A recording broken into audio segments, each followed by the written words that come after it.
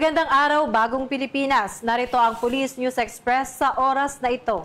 Pinaigting ng Philippine National Police ang cyber defense measures matapos ang babala ng Department of Information and Communications Technology hingil sa posibleng distributed denial of service attack na maaaring makaapekto sa mga government websites simula Miyerkules, Nobyembre 5. Ayon kay Acting Chief PNP Police Lieutenant General Jose Melencio C. Nartates Jr., matagal nang nagpapatupad ng tuloy-tuloy na cybersecurity measures ang PNP upang maprotektahan ang mga sensitibong datos at online platforms ng organisasyon.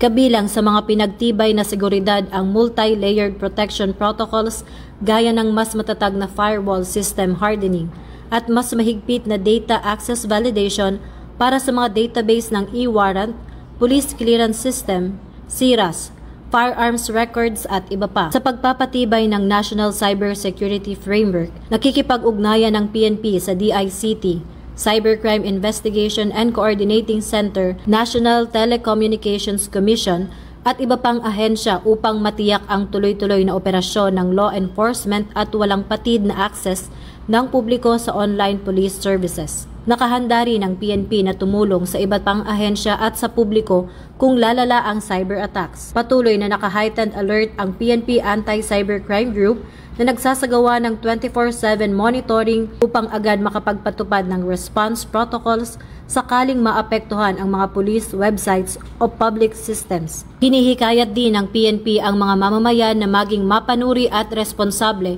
sa paggamit ng internet, gumamit ng secured passwords, at agad mag-ulat ng anumang kahinahinalang online activities. Para sa mga napapanahong balita, laging tumutok sa Police News Network. Ako po si Patrolwoman Sari Bernales, nagbabalita para sa Police News Express.